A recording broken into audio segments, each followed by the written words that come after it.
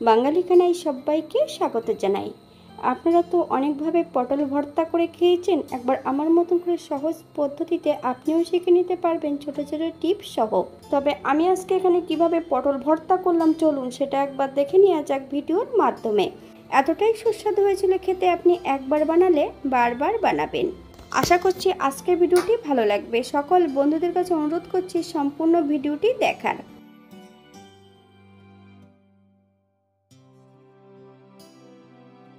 চারটে পটল আর 3টে টমেটো আর একটা রসুনের অর্ধেকটা নিয়েছি।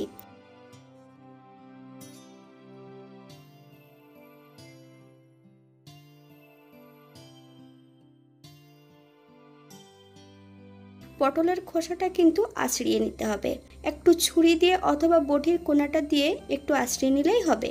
সম্পূর্ণ টমেটোগুলো কাটার পর দানাগুলো পরিষ্কার করে নিয়েছি, আপনারা পছন্দ করলে দানা সহ অ্যাড করতে পারেন।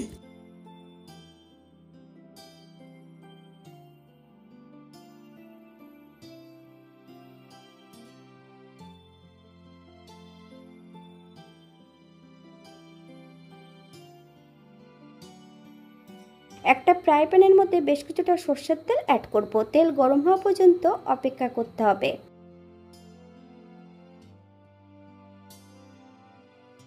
এক এক করে টমেটো ও পটলগুলো অ্যাড করে দেব, তবে ধৈর্য ধরে কিন্তু এগুলোকে উল্টিয়ে পাল্টিয়ে ভাজতে হবে।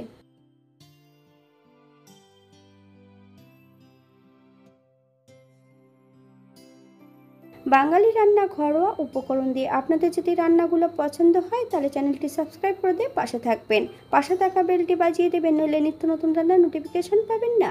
আমার এই চ্যানেলে আমিষ, নিরামিষ এবং পটল ভর্তার রেসিপিও দেওয়া আছে, আপনাদের যদি পছন্দ হয় তাহলে চ্যানেলটি ঘুরে একবার দেখে নেবেন।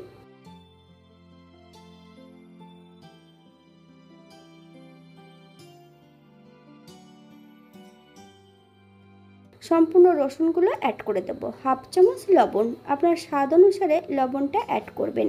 4টে কাঁচা লঙ্কা, আপনারা যদি পছন্দ করেন তাহলে পরিমাণে বাড়িয়ে দিতে পারেন।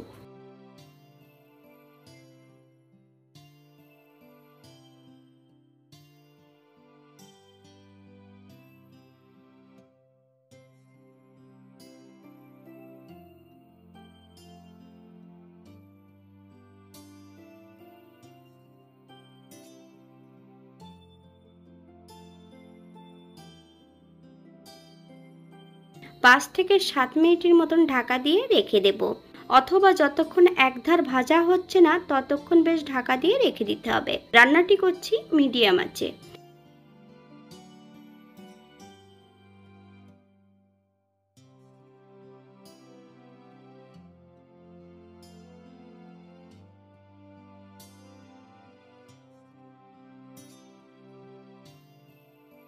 আপনারা একবার স্ক্রিনের দিকে ফলো করবেন।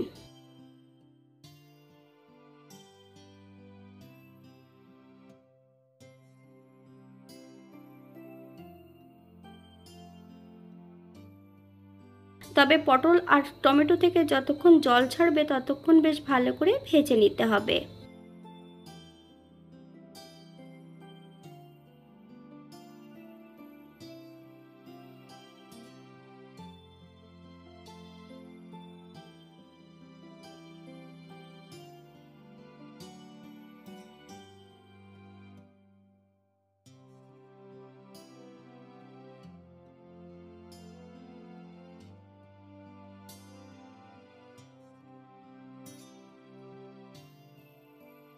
সম্পূর্ণ পটল টমেটোগুলো ভেজে নিয়েছি। এই পর্যায়ে আমি টমেটোর গায়ে থেকে খোসাটা ছাড়িয়ে নেব, আপনারা এটা পছন্দ করলে রেখে দিতে পারেন।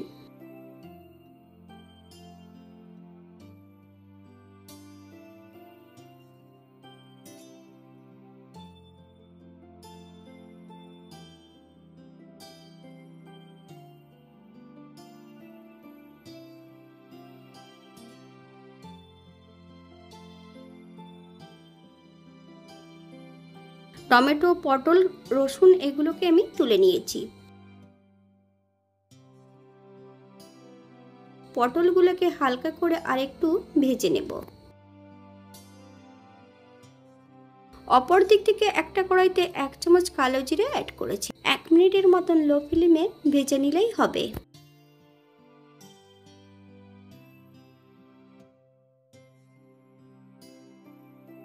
তবে এখানে আমি 4টে পটলের জন্য আমি এখানে কালো জিরে 1 চামচ নিয়েছি। আপনারা এর থেকে কম বেশি করে নিতে পারেন।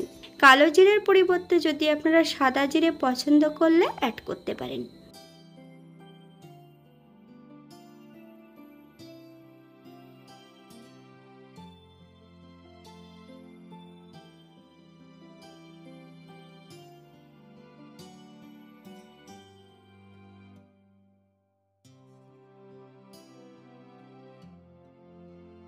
এই পর্যায়ে আমি সবকিছু শিলের উপরে নিয়ে নিয়েছি।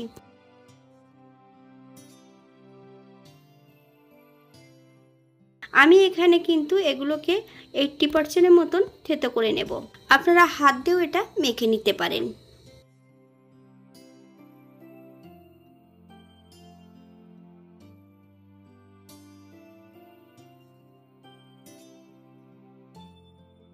ঠিক এমনভাবে থেতো করে নিলেই হবে। এবার সম্পূর্ণ এগুলোকে মিশিয়ে দেব।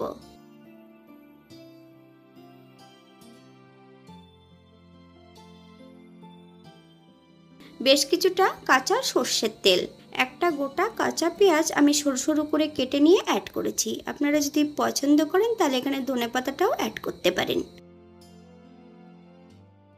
এটা দেখতে যেমন ভারী সুন্দর হয়েছিল, এটা রুটি অথবা গরম ভাত দিয়ে কিন্তু খেতে অসম্ভব ভালো লাগবে। আপনারা বাড়িতে একবার একই পদ্ধতিতে বানিয়ে নেবেন। আজকের ভিডিওটি এই পর্যন্ত। সবাই সুস্থ থাকবেন, ভালো থাকবেন। অন্যদিন নতুন রেসিপি নিয়ে আপনাদের সামনে আবার আমি হাজির হব। নতুন ও পুরনো সকল বন্ধুদের অসংখ্য ধন্যবাদ ভিডিওটি দেখার জন্য। হাতে যদি সময় থাকে তাহলে একটা লাইক, কমেন্ট, শেয়ার করবেন।